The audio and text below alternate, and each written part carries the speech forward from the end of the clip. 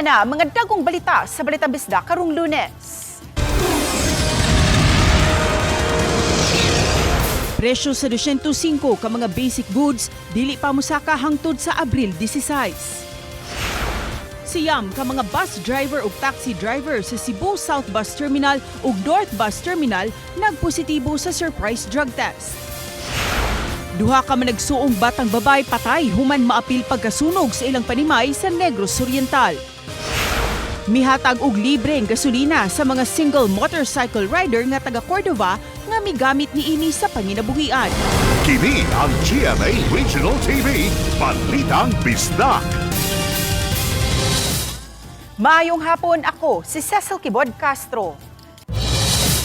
Di patinaw sa Department of Trade and Industry nga dili pa musaka ang presyo sa mga basic goods hangtod na sa Abril 16. Naglangkob kini sa 205 ka mga produkto nga gibaligya sa mga supermarket, grocery ug online platforms. Sama na lang sa mga dilatang sardinas, corned beef, cup noodles, bottled water, kape, gatas, kandila ug uban pang dairy products.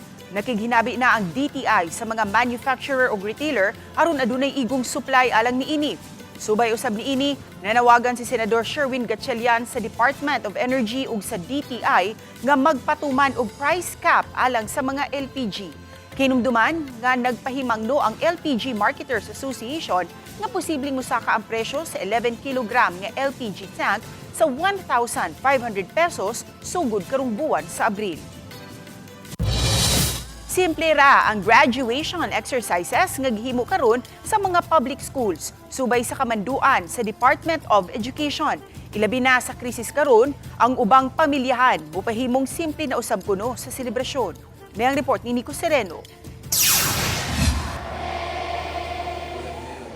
Alas 6:30 pa lang sa buntag, gisugda na ang graduation ceremony sa Mandaue City Central School. Tungod sa kadaghan sa mga graduates nga miabot sa 488 tanan, sayo nga gischedule ang programa para dili maabtan og udto aron dili alimuot sa venue. Sama sa naandan ug subay sa mando sa DepEd, simple ra ang seremonyas. Uniform ra ang gipasuot sa mga graduates. Ang atuang mga bata, uniforms lang, but kuan lang, swerte lang si Central because we have our own togas. So ilaha, murag libre na lang na sila. Kunya ang teachers sa nag-uniform ra gyud. Uniform. Para walay gasto. Labi na sa krisis karon, aminado sab ang pipila nga among nahinabi nga simple ra sab ang selebrasyon human sa graduation. Ang importante kuno makasaulog sa achievement sa bata. Ang celebration, magkuan lang, kanang budget lang din sir, kahit tungo sa crisis. Mag-celebrate yapon, bisan of crisis, kay once in a, naman siya. Ang graduate nga si Nathaniel, nakasabot ra sab hinuon kung nganong mag-budget sila sa ilang selebrasyon. Okay ra magbalag gamay ra basta celebrate lang. Importante mag-celebrate yapon. Pwede ra pug dili kanang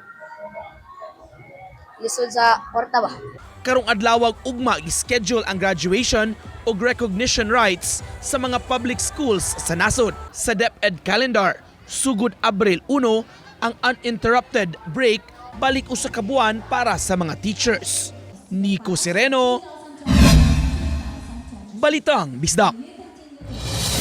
Nagpositibo sa surprise drug test ang siyam ka mga driver sa bus ug taxi nga gihimo sa PDEA 7 sulod sa Cebu South Bus Terminal ug North Bus Terminal kaganihang buntag. Ani ang report ni Fe Marie Dumabo. 5 ka bus driver ug 3 ka taxi driver ang nasutang positibo sa drug test nga gihimo sa mga sakop sa Philippine Drugs Enforcement Agency of PDEA 7 sa sud sa Cebu South Bus Terminal. Kini gikan sa kapin 200 ka mga driver sa bus, V-Hire, taxi ug mga konduktor. Usa-usab sa kapin 200 ka mga driver nga napaubos sa drug test sa Cebu North Bus Terminal ang nagpositibo. Usa kini ka taxi driver.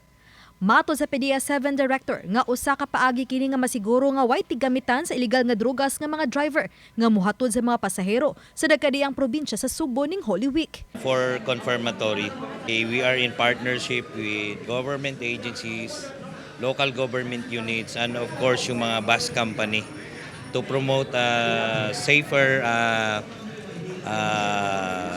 transport system in Central Visayas. Matod sa LTO-7 Director nga dilang kumpiskahon ang ilang lisensya, kundi i-revoke yun ang ilang lisensya. Of course, there will be due process requirement po yan eh. Pero sinasabi ko na revoke because under the law, talagang pag nag-positive, automatic revocation yan. Hindi po pwedeng second chance pagka road safety ang pinag-uusapan kasi paano po yung mga pamilya na na-aksidente. Posible usab nga dunay atubangon nga sanction ang operator sa mga driver, sama na lang sa suspensyon sa prangkisa. Terms and conditions ng ating prangkesa, it is the duties and responsibility ng ating mga operators to ensure safety, security, and convenience para sa ating commuting public. Suspension sa umpisa, and then doon sa pwedeng humantong sa revocation ng kanilang prangkesa. Gihangop hinuon sa pipila ka bus driver ang surprise drug test. Kay alang kanila, wa sila'y angayang kabalakan kay dili man sila tigamitan sa ginadili nga drogas. Importante kini kayo kay para sa mga pasahero nato para safe. Kami wala man tana kay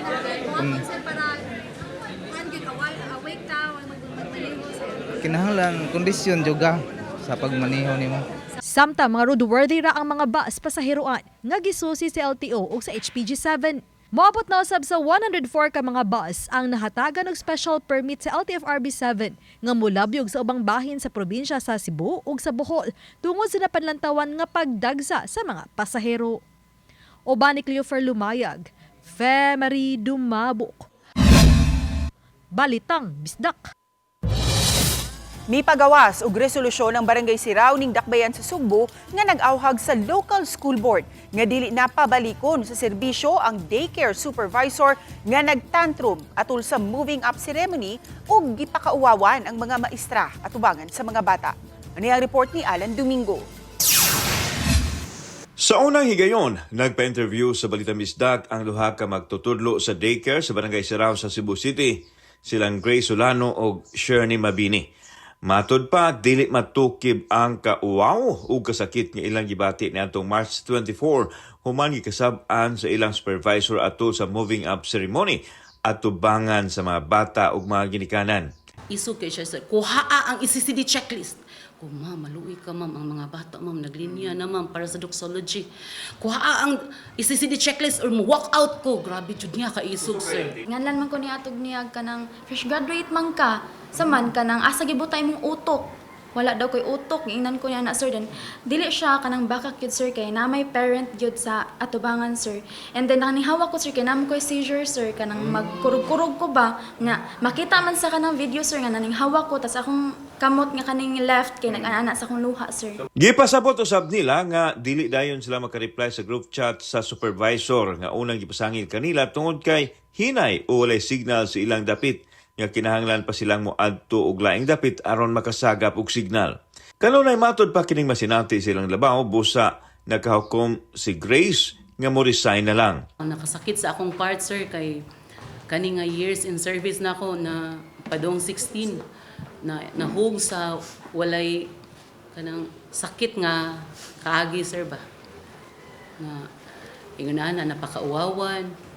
Sakit kaayo sa akong part sir. Sakit sa akong pamilya po. Bisan gani sir, ang sympathy sa tao pa kay naana mo sir, thankful kay mi sir, but kanang uwaw jud kay sir kay naman gud sa barangay namo ba. Nya karon para ba ko nagawas-gawas. Buot lang mapanalipdan sa Sirao Barangay Council ang ilang mga daycare workers ug labaw sa tanan ang mga bata gikan sa gihulagway nilang pag-abusar sa gahom sa supervisor busa nagpagawa sila og resolusyon nga dili na ipabalik sa serbisyo ang supervisor. Mato ni Kapitan Felix Limutan nga nasakitan ang tibuok Sirao sa wala pagrespeto sa supervisor sa ilang mga mulupyo ilabi na sa kabataan nga natruma sa nasaksihan nilang pagpakauaw sa supervisor ngadto sa duha ka mga maestra o child development workers. Ako lang na kuana niya nga, ma'am, katong imong gibuhat ma'am. Kung mahimo, ayaw lang yung taon tugos ba ma'am? Sa yun ini, gipadayag sa Pangulo sa DSWS nga dili na ipadayon ang serbisyo sa supervisor nga usa ka job order. Kauban si Marlon Melgaso, ako si Alan Domingo. Balitang Bisdak. Patay ang duha ka managsuong babay human maapil sa pagkaugnaw sa sunog sa ilang panimay sa Sitio Yambi, Barangay Bagtik, La Libertad, Negros Oriental. Di na mailang managsuong babay nga nag-edad og 8 anyos ug 5 anyos dihang naugat sa naugdaw nga Pinoy-anan. Matud sa La Libertad Fire Station, miulbo ang sunog samtang nangatulog ang mga bata. Nasayran nga wala sa panimay ang inahan ug mga igsuon niini.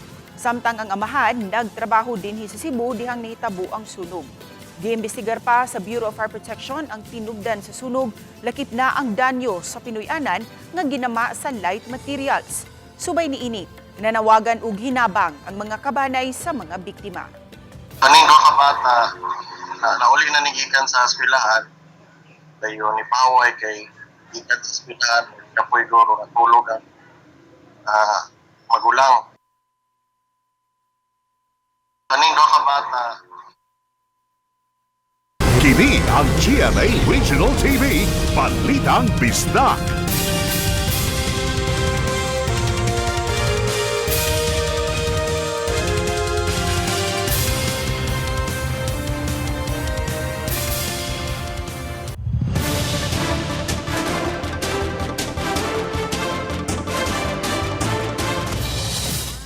Taliwaning na sinating fuel crisis mugna sa gubat sa Middle East, gipanglantawan gihapon ang daghang mga pasahero sa airport ning Semana Santa.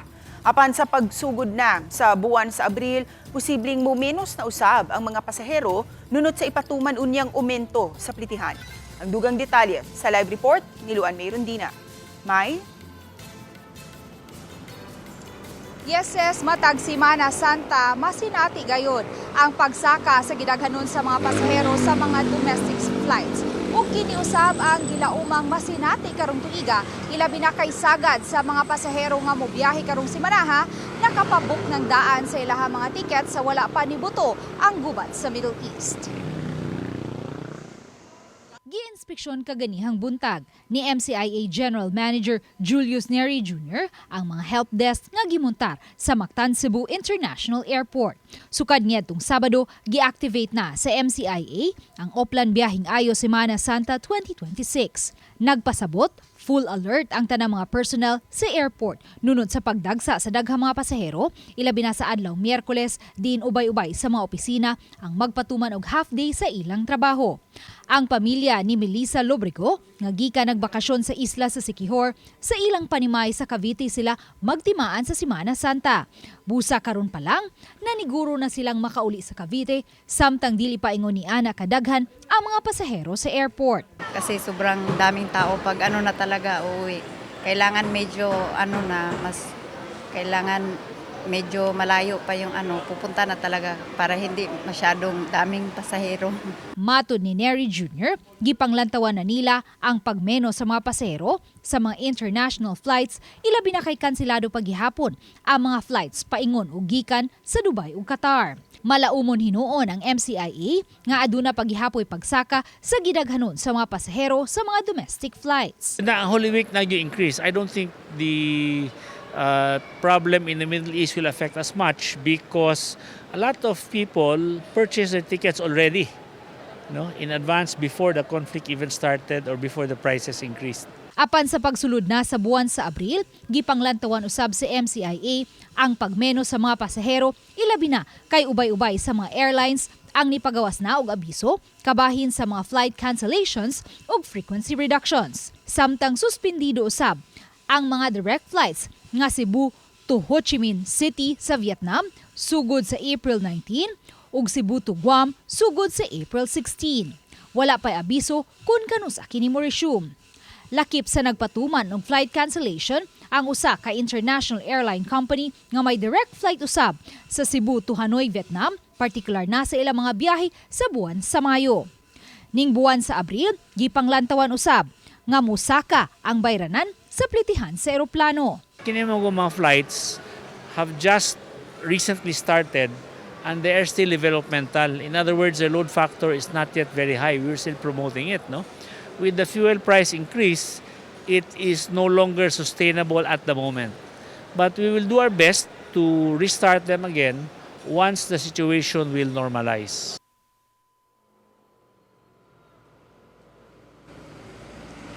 Yes, nunot niining na sinating fuel crisis karon, gipanglantawan usab nga may mga kausaban sama na lang sa schedule sa mga flights.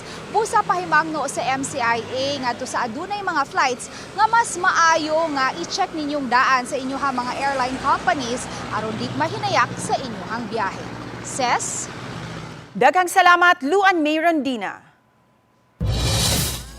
Nagbukas sa Semana Santa ang Bendita sa Lucay sa gawa sa simbahan sa Archdiocesan Shrine and Parish of Our Lady of Guadalupe de Cebu, gihimo ni Father Joselito Danao, team moderator sa Our Lady of Guadalupe Parish, ang pagbendisyon sa mga lukay.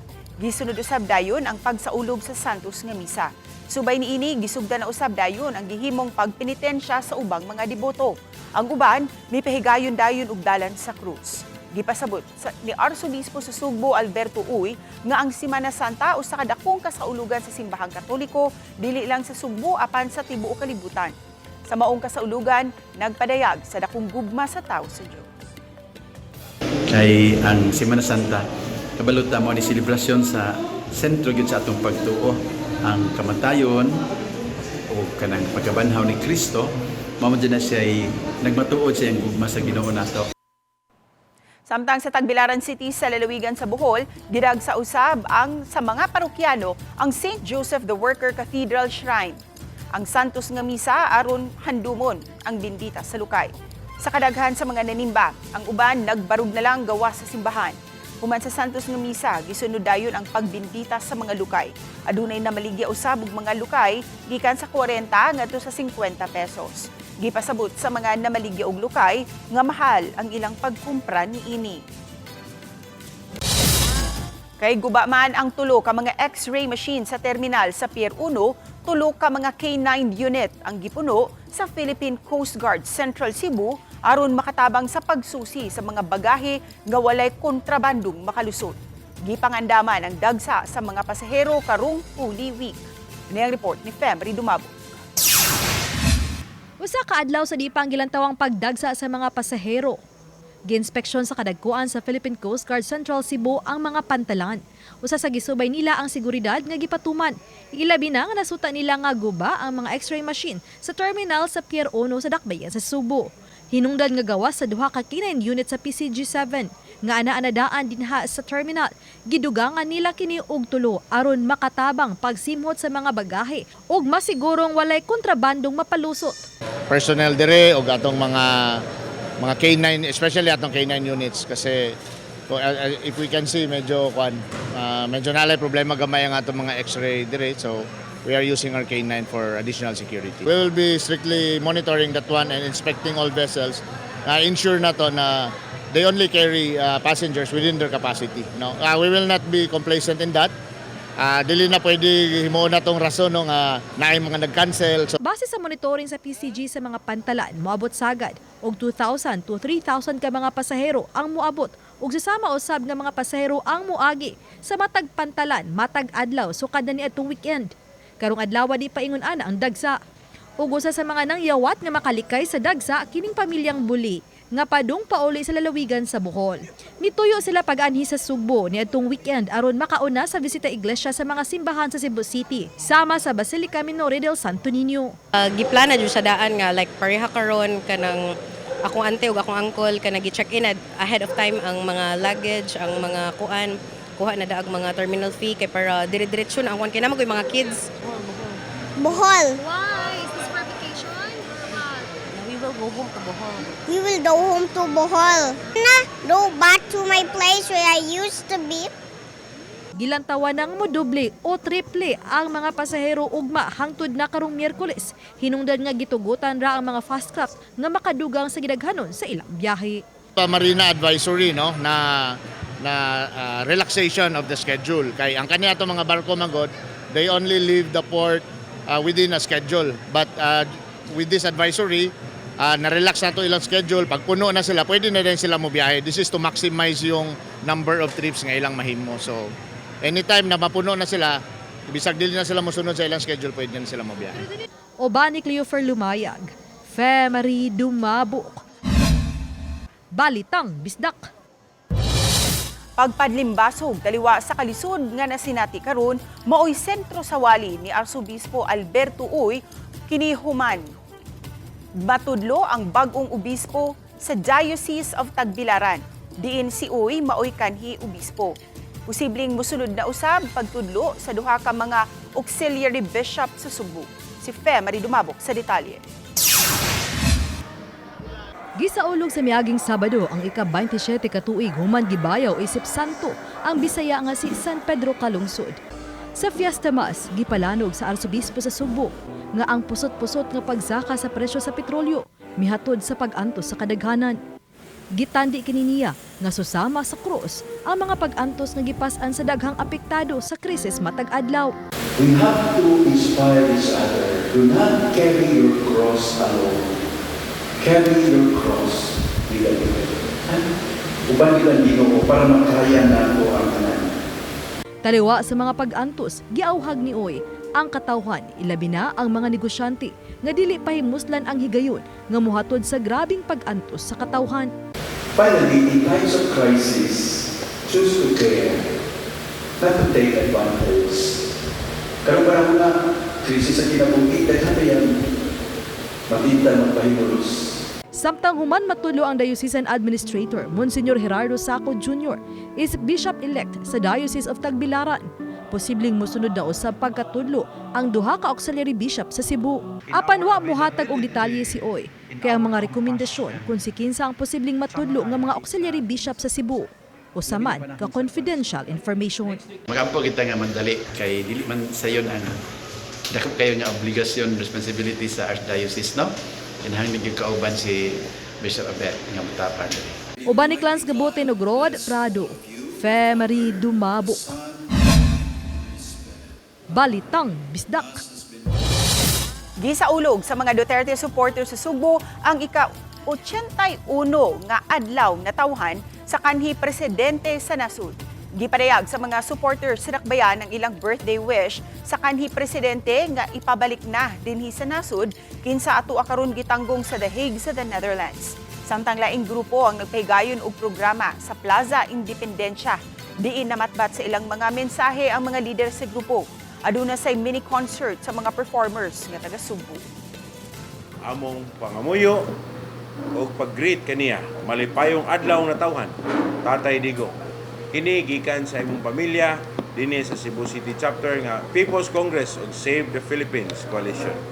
Sa tinuod lang sa paghandom sa iyang adlaw na tawhan karon, sakit tayo. Ika-81 katuig na niya ug buto na hunaon naa na siya sa tanahon nga padung nagyud nga mosawb ang iyang kinabuhi. Ang mga Sugboanon di magpapildi. Ipakita gyud nato nga gusto sa mga Sugboanon, leader nga maayo mo serbisyo, leader nga ni kawatan, leader nga nakigugma sa Pilipinas. Kini ang GMA Regional TV, Balitang Bisdak.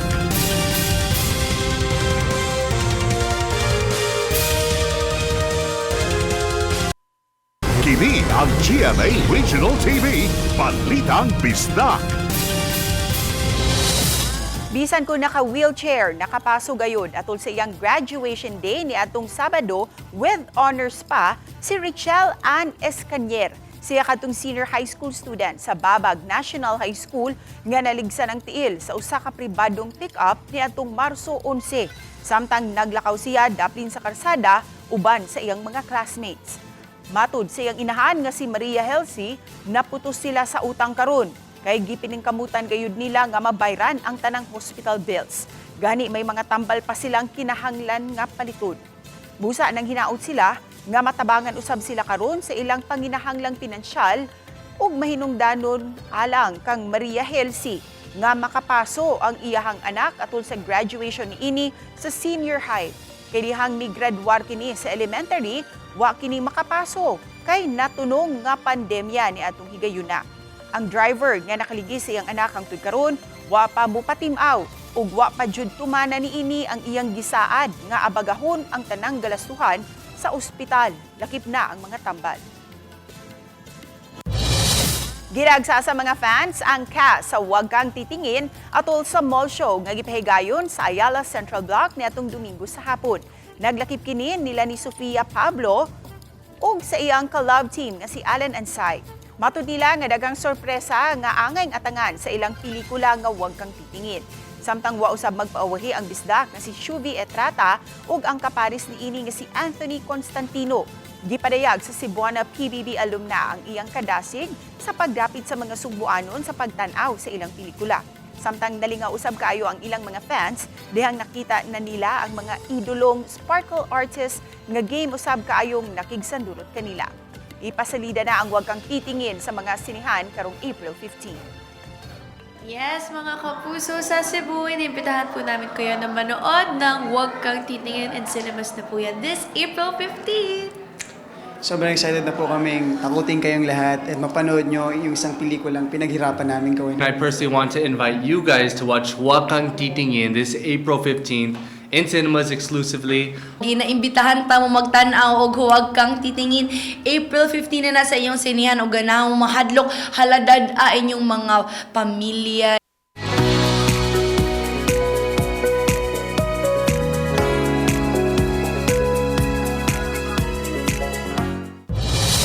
Giklaro sa Department of Trade and Industry nga dili pa mutaas ang presyo sa mga basic goods sama sa mga dilata, kape ug gatas hangtod na sa April 16. Matud ni Trade Secretary Cristina Roque, gisiguro sa mga manufacturer ug retailer nga adunay igong supply sa sardinas, corned beef, cup noodles, bottled water, kape, gatas ug pipila ka mga dairy products ug kandila. Samtang gibutyag sa Department of Agriculture nga posibleng musaka ang presyo sa mga utanon ug agricultural products sa buwan sa Mayo o Hunyo. Musaka usab ang presyo sa karni sa manok ug baboy tungod sa pagsaka sa presyo sa mga imported feeds. Apektado ang produksyon sa feeds sanglit misaka ang presyo sa krudo. Musaka usab ang presyo sa mga isda. Tungod kay pipila na lang ka mga mananagat ang mga isda tungod sa kamahal sa krudo. Samtang di paabot sa National Price Coordinating Council ang pag-aprobar ni Presidente Bongbong Marcos Jr. sa gisugyot nga 50 pesos matag kilo nga price cap sa mga imported rice aron mapugna ang pagsaka sa presyo niini sa merkado. Patay ang 15 anyos nga lalaki sa Mabinay, Negros Oriental human kini makuryentihan. Nakaangkon ang ulitaw og grabing paso sa iyang tuong paa ug tiil. Gidala pa siya sa Mabinay Medicare Hospital apan gideklarar nga dead on arrival. Base sa kapulisan, nagbutang og hagdanan sa poste ang maong batan-on aron itaod ang linya sa Wi-Fi. Dihang mikatkat na sa hagdanan, wala makabantay ang biktima nga naigo sa live wire ang maong hagdanan. Gitanaw pa sa Mabinay Municipal Police Station kung kinsa ang dapat manubag sa maong insidente. Padayon pang gikuha usab sa Balitang Bisdak ang habig sa pamilya sa maong batan-on. Gibasura sa Lapu-Lapu City Prosecutor's Office ang kasong frustrated murder nga gisangat batok sa usa ka personnel sa Traffic Enforcement Unit sa Lapu-Lapu City Police. Kinsa mipusil sa makadaghang higayon sa iyang kaubang pulis nga anaasulod sa iyang personal nga sakyanan ni adtong higayuna. Gikatahong naabtan sa reglementary period ang pagsangat sa reklamo. Ang reglementary period mao ang legally mandated time frame nga gikinahanglang subayon sa pagsangat og kaso, motion o appeal. Sa pagkakaroon, ang suspitsadong pulis ug ang biktimang pulis parehong gibutang sa Regional Police Holding and Accounting Section apan wa sila mag-uban. Hinuon, mamihimo gihapong makasangat og kaso ang biktima apan ipaagi na lang kini sa regular filing. Samtang gipaabot pa usab ang resulta sa paraffin test ug drug test batok sa duha ka mga nalambigit nga pulis. Base sa resolution, ma'am, tungod sa reglementary period, ni diferensya lang pila ka oras, ma'am. So, mao na nga na-release ang mga suspitsado. Pero anyway, anytime pwede pa ma-refile o balik ang kaso, ma'am. O aron mas mapalig-on pa yun na to ang ebidensya, ma'am, nga sa kaso nga atong isangat batok sa suspitsado. Nagsugod na ang pagtanyag og libreng sakay sa Lapu-Lapu City Government alang sa tanang mga upunganon. Adunay mga coaster ang Lapu-Lapu City LGU nga gideploy sa kadalanan sa dakbayan atol sa peak hours. Ang unang rota gikan sa MEPS 1 paingon sa Barangay Buaya, Mactan, Maringundon Crossing ug pabalik.